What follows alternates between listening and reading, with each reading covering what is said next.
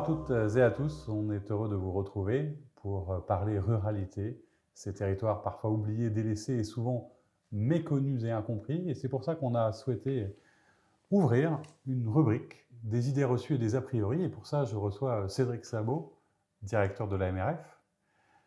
Alors c'est vrai qu'on a comme ça, et les citoyens ont des idées reçues, des a priori sur nos territoires ruraux. On va essayer régulièrement de changer de regard sur nos territoires. Alors la première idée reçue hein, concerne la démographie, c'est alors il paraît que nos campagnes se vident. Est-ce que c'est vrai, Cédric Zabot? Eh bien non, c'est un scoop. C'est peut-être pas un scoop pour tout le monde, mais en tout cas, l'information principale, c'est qu'au contraire, les campagnes, et depuis assez longtemps finalement, continuent à accueillir des nouvelles populations, y compris à avoir un solde naturel positif, donc plus de naissances que de décès.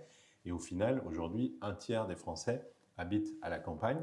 C'est plus qu'il y a 10 ou 20 ans, et c'est sans doute moins que dans 10 ou 20 ans. Pourquoi? Parce qu'il y a l'attractivité et puis il y a, je vous le disais tout à l'heure, un solde migratoire positif et un solde naturel positif. Ce qui fait qu'aujourd'hui, à peu près 22 millions de personnes habitent dans les campagnes, que la hausse de la démographie est à peu près de 0,5% par an, ce qui est très sensiblement, c'est 5 fois supérieur à ce qu'on observe par exemple dans les villes moyennes ou les petites villes, où la hausse est simplement de 0,1%. Et on a même parfois des soldes migratoires négatifs dans les villes, qui explique en particulier la hausse aussi des populations. Après, il ne faut pas caricaturer dans l'autre sens. Il y a évidemment toujours des territoires ruraux. On sait que la France est d'abord avant tout rurale dans sa géographie. Et il y a bien sûr des territoires qui continuent à perdre des habitants. Mais il y a beaucoup et une plus large majorité aujourd'hui de territoires ruraux qui gagnent des habitants. Donc Alors, un tiers des Français habitent dans ces territoires.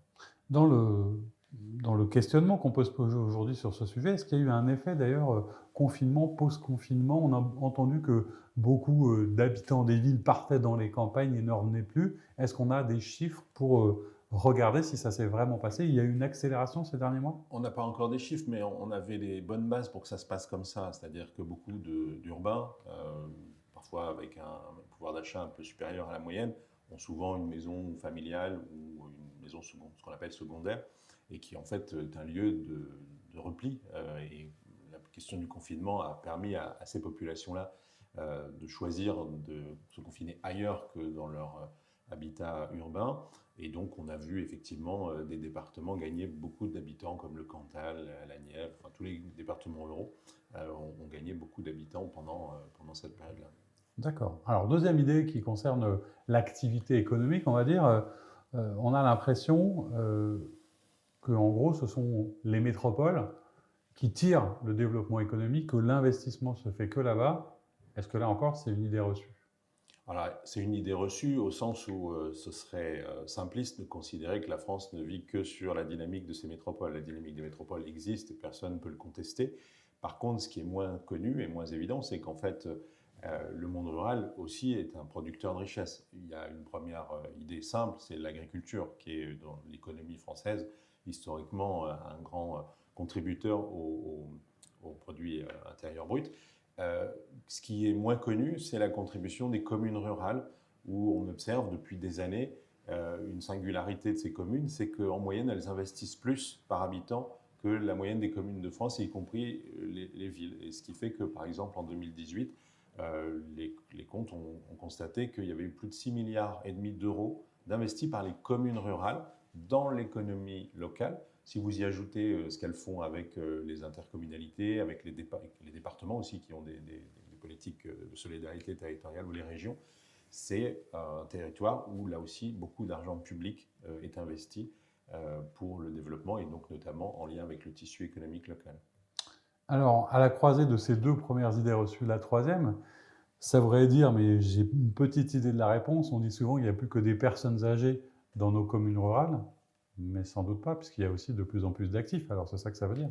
Il y a bien sûr beaucoup d'actifs, et on le sait, beaucoup d'actifs qui sont concernés par les mécanismes pendulaires de sortie de leur domicile pour aller travailler dans les villes où aujourd'hui il y a l'essentiel des emplois. Et donc là aussi, un tiers de la population et un tiers des actifs, même un peu plus d'un tiers des actifs, habitent dans le pays le plus plus rurales, on va dire, des choses comme ça. Et donc, ce qui veut dire que très concrètement, effectivement, ce sont beaucoup de mobilité pendulaire.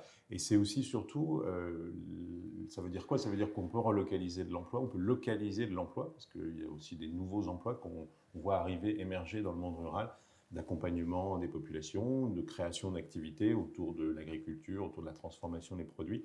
Et donc là aussi, des messages extrêmement positifs pour dire aujourd'hui, bien sûr qu'il y a des populations âgées, mais c'est dans les villes où la progression de la population âgée est la plus importante parce qu'elles viennent chercher des aménités sanitaires, culturelles.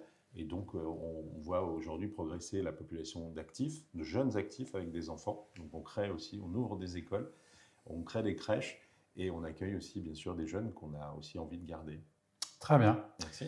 Et bien voilà, on a encore du chemin à faire pour porter un nouveau regard sur les réalités. Et je vous donne rendez-vous sur la chaîne YouTube Immédiat Politique pour de nouvelles émissions, pour un nouveau regard sur la ruralité et pour lutter contre nos idées reçues. Bonne journée.